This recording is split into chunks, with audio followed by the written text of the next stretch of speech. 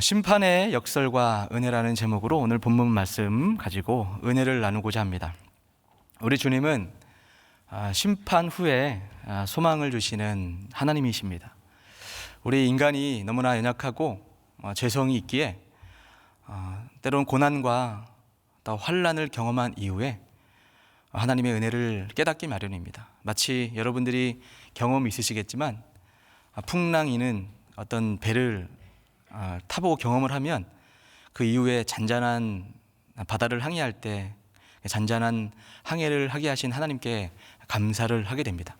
사람이 일상적인 삶에 참 평안함과 은혜가 있음에도 불구하고 하나님 말씀에 순종하지 않고 세상의 방법으로 살아가면 하나님 품에 돌아오도록 심판, 즉 환난과 또 어려움을 통해서 주님을 바라보게 하십니다. 그러나 심판이 하나님의 우리를 향한 궁극적인 목적이 아니고 결국은 그 심판 이후에 하나님만이 진정한 소망이고 말씀으로 살아가야 됨을 깨닫게 하는 데에 목적이 있습니다. 자, 오늘 함께 읽은 본문 말씀은 온 세상을 향한 하나님의 엄중한 심판을 기록하고 있습니다. 자, 15절 말씀을 보면 주님께서는 예언자 예레미야를 통해서 진노의 술잔을 받아 모든 나라로 마시게 하라 라고 말씀을 하니, 우리 같이 한번 15절 중요하니까 읽어볼까요? 시작. 이스라엘의 하나님 여호와께서 이같이 내게 이르시되 너는 내 손에서 이 진노의 술잔을 받아가지고 내가 너를 보내는 바 그 모든 나라로 하여금 마시게 하라. 아멘.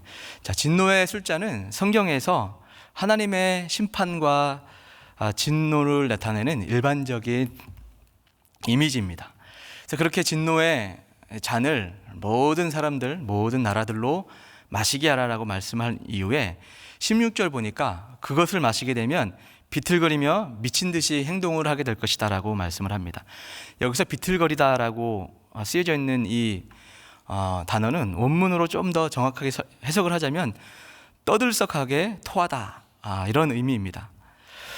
이처럼 모든 나라가 그 진노의 잔을 마시게 되면 번잡한 행동들이 이제 드러나게 되는데요. 그 이유가 주님께서 칼을 보내셨기 때문이다라고 이야기를 합니다. 전쟁으로 이해할 수 있겠죠.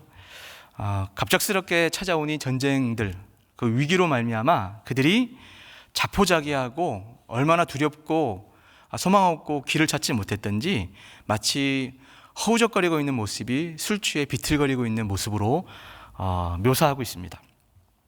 그러면 17절의 말씀을 보게 되니까 하나님의 명령에 순종하는 예레미야 선지자의 그 반응을 보게 됩니다. 내가 여호와의 손에서 그 잔을 받아서 여호와께서 나를 보내신 바 그 모든 나라로 마시게 하되 라고 말씀합니다. 그러면서 이제 18절부터 26절 말씀을 쭉 보게 되면 너무 기니까 다시 읽기에는 시간상 설명하자면 그렇습니다. 예언자 예레미야가 전달받게 될 그 모든 나라를 쭉 나열을 하고 있습니다. 특별히 26절 말씀을 보게 되면 지면에 있는 세상의 모든 나라라고 이야기를 하고 있습니다. 그러니까 언급되어 있는 그 나라 한 나라를 좀 자세하게 설명하는 데 좀 목적이 있기보다는 열방에 있는 그 모든 나라를 대신해서 그 이스라엘 중심에 있는 그 몇몇 나라가 소개되고 있다라고 이해하는 것이 좀 더 나을 듯 해 보입니다. 그러니까 여러 나라를 위해서 소수의 나라를 언급하면서 주님께서 말씀하시는 것은 세상의 그 어느 나라도 이 하나님의 심판에서 진노의 잔을 피할 나라가 없다. 열방의 모든 나라는 이 모든 심판의 잔을 마시게 될 것이다라고 말씀을 하고 있습니다. 그런데 좀 우리가 좀 눈여겨봐야 될 부분은 18절입니다. 18절을 보게 되니까 하나님께서 분노하시는 심판의 대상으로 제일 먼저 예루살렘과 유다 성읍들이 언급되고 있습니다. 그들이 진노의 잔을 마시게 되면 멸망과 놀램과 비웃음과 저주라는 그들이 겪게 될 구체적인 저주에 대해서 말씀을 하고 있습니다. 이것은 분명히 하나님의 택함을 받은 이스라엘 백성임에도 불구하고 역시 분명히 하나님의 진노의 대상이 된다라고 말씀을 하고 있습니다. 여기서 우리는 한 가지를 좀 짚고 넘어갔으면 좋겠습니다. 예수 그리스도로 말미암아 참된 이스라엘이 되었죠. 이스라엘 백성이 된 우리도 하나님 앞에 하나님의 부르심에 소명을 쫓아 살아가지 못하고 하나님께서 지속적으로 말씀하시는 그 책망의 소리에 민감하지 못하여 말씀을 멀리하면 우리 또한 이러한 진노의 잔을 마시듯 심판을 면할 수 없다라는 것을 우리에게 말씀하고 있습니다. 여러분, 복음은 우리를 죄에서 또 억압에서 우리를 자유케 해 주셨습니다. 복음은 우리에게 참된 기쁨을 주고 우리에게 참된 소망을 주시게 되죠. 그래서 이 복음이라는 것은 우리에게 선물과 같은 것이고 우리에게 매여져 있었던 모든 것에서 자유케 되는 진정한 굿뉴스, 복음, 참된 우리에게 좋은 소식이 맞습니다.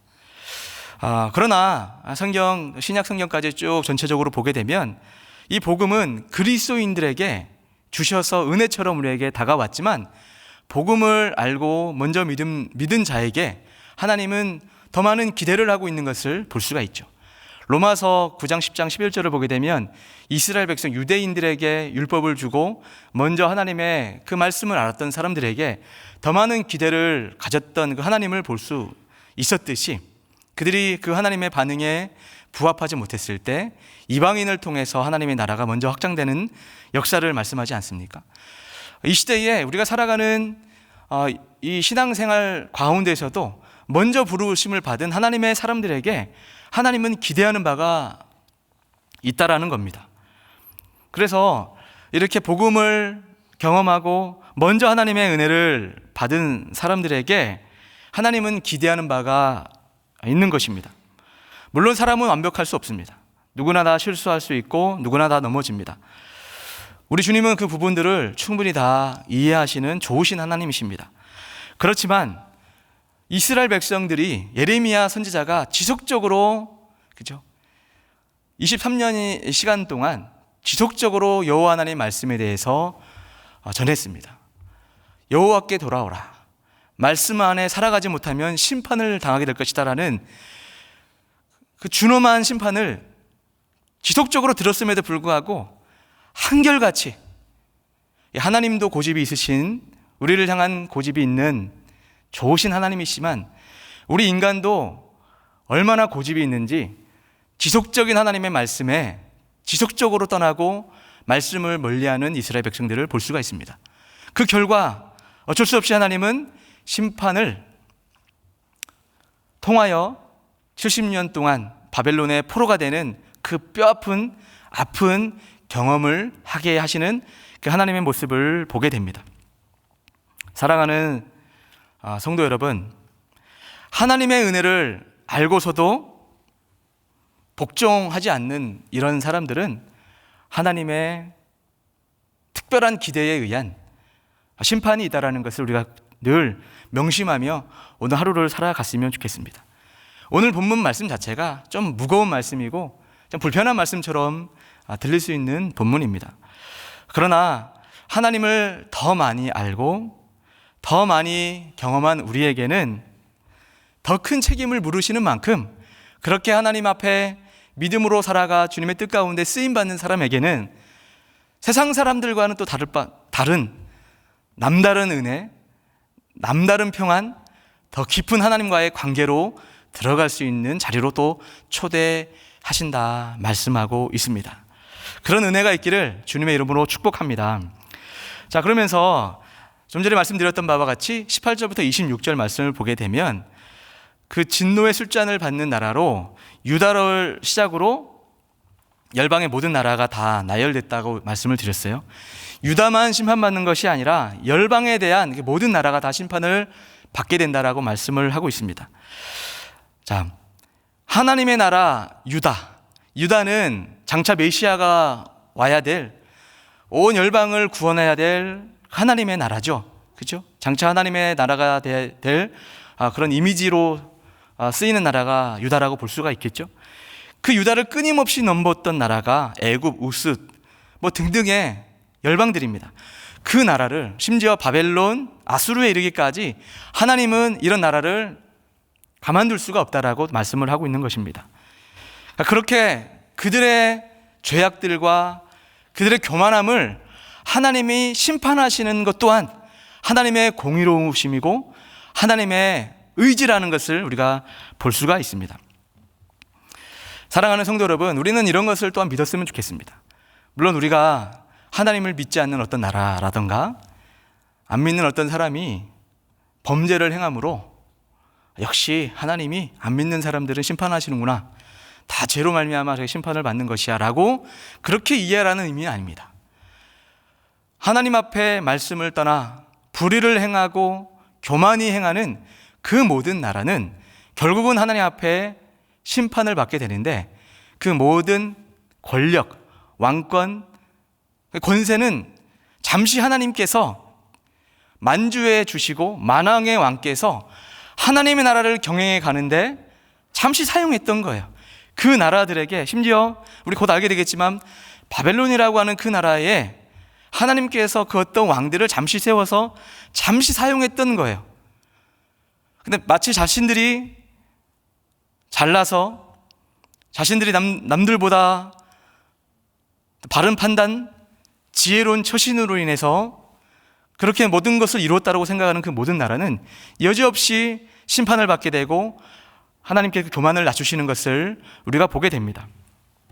그러므로 우리가 심판이 임하게 되는 그 모든 열방의 나라나 사람들을 볼 때 하나님은 분명히 말씀에 입각해서 공의롭게 심판하시는 하나님의 뜻이 성취된다라는 것을 우리가 보면서 경건하게 하나님의 말씀을 우리가 직시하고 그렇게 세상을 이해할 수 있는 안목이 생기길 주님의 이름으로 축복합니다.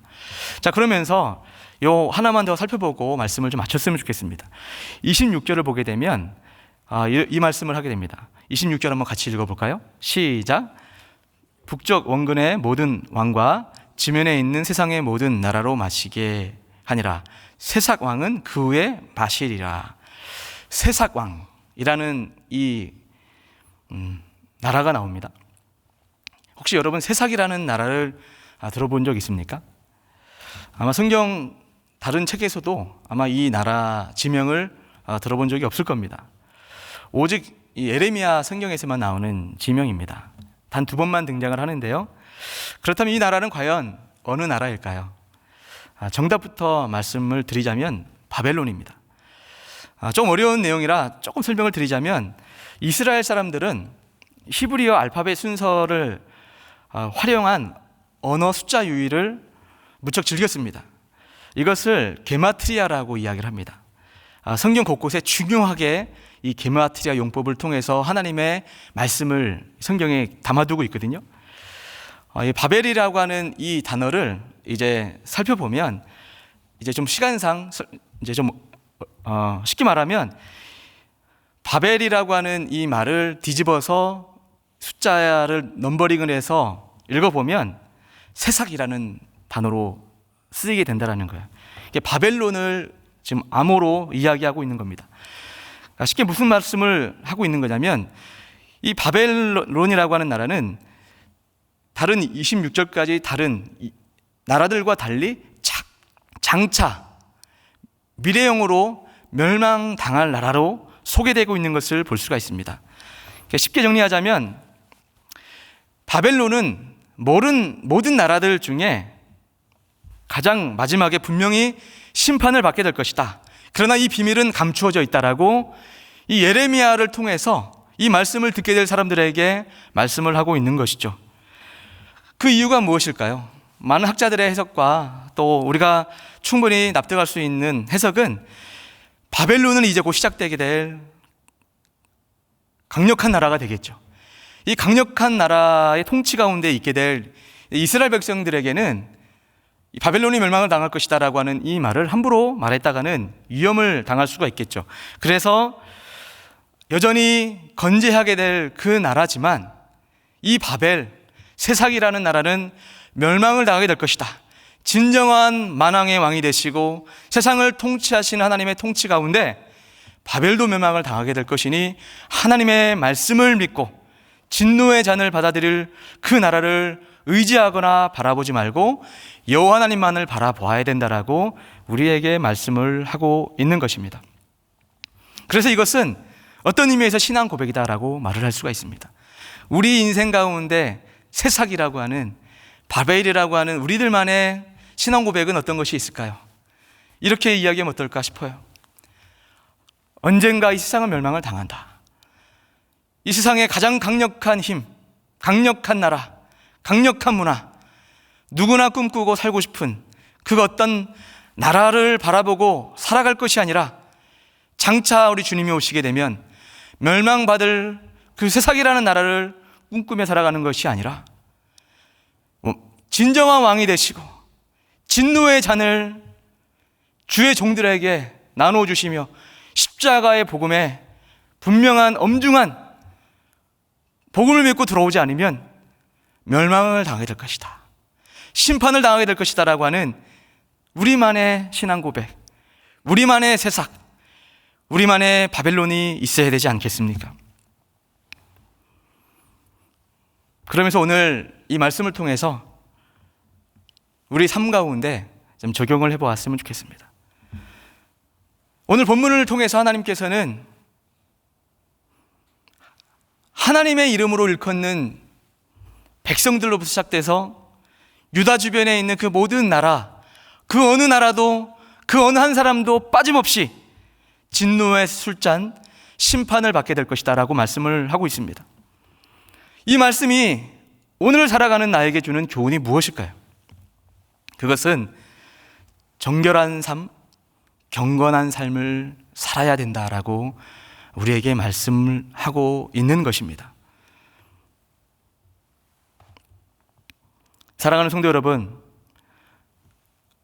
우리가 세상에 살다 보니까 너무나 힘들고 바쁘고 정말 집중하지 않고서는 그 어느 것도 쉽게 되어지는 일이 없죠. 그래서 이 본문에 열거되어 있는 나라들처럼 하나님을 잊어버리고 직장 생활에 몰두하는 사람들도 너무나 많이 있고요. 공부를 하는 사람들은 하나님의 일보다는 일단은 내가 어느 정도 뭘 성취한 다음에 하나님의 일을 해야지라고 이런 식으로 미래지향적으로 하나님의 일을 내팽개쳐 놓은 사람들도 있을 수 있고, 내가 현실에 너무 삶이 힘들다 보니까 하나님 말씀대로 살아가는 게 너무나 이상적인 것처럼 느껴져서 다 제껴놓고 세상에서 그어놓은 그 패턴을 쫓아 그래 이 정도만 살면 괜찮지 라고 하며 살아가고 있지는 않습니까? 더 나아가서 너무나 힘들고 지쳐서 세상에서 말하는 참된 즐거움, 재미, 그 위로를 쫓아 여러분의 삶을 몰두하고 있지는 않습니까? 그러나 여러분, 세상의 성공과 즐거움보다 더 중요한 것은 심판주가 되시는 그 하나님께서 정결한 삶을 우리에게 원하고 있다라는 의미입니다. 아무리 바빠도 하나님 말씀 듣는 데 게으르지 않기를 주님의 이름으로 축복합니다. 아무리 바빠도 하나님께 기도하는 그 부족함을 보이지 않기를 주님의 이름으로 축복합니다.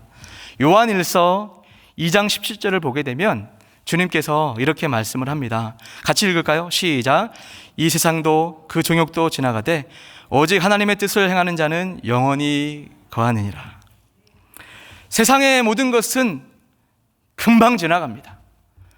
이스라엘 백성들 입장에 70년이라는 시간은 길게 느껴졌겠지만 우리가 하나님의 말씀을 전체적으로 알고 있는 사람들의 입장에 봐도 하나님은 유다 백성에게 바벨론이라는 그 고난과 심판, 뼈저린 경험을 했지만 그 경험을 통해서 하나님의 은혜를 깊이 깨닫게 되었습니다.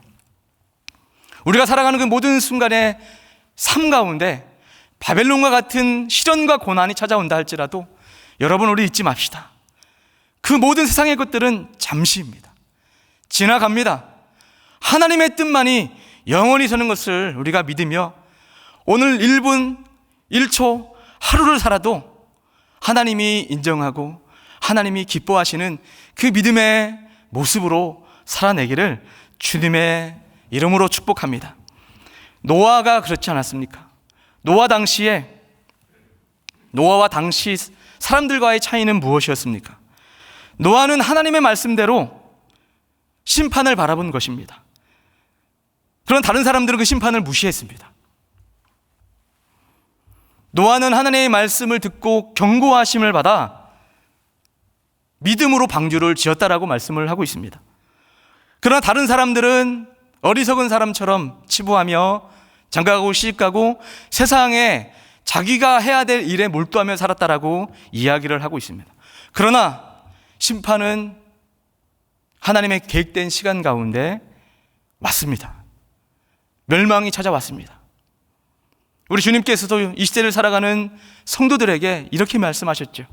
말세에 우리들이 살아가는 삶의 모습이 노아 당시 때의 삶의 모습과 같다.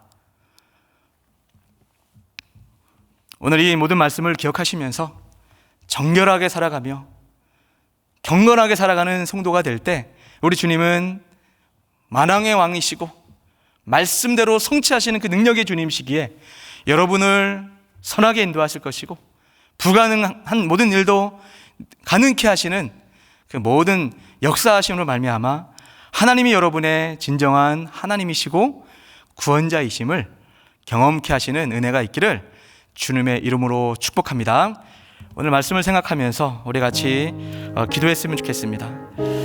우리 하나님은 만왕의 왕이시며 불가능이 없으신 하나님이십니다. 주님, 오늘 살아가는 삶 가운데 다시금 정결한 믿음 주시고 주님과 동행하는 사람 되기 원합니다. 세상 사람들과 상관없는 하나님으로 말미암은 참된 그 위로와 은혜로 승리하는 우리 성도들 될 수 있게 해달라고 우리 이 제목 가지고 기도하시다가 우리 같이 자유롭게 일어나기 원합니다. 같이 기도하겠습니다.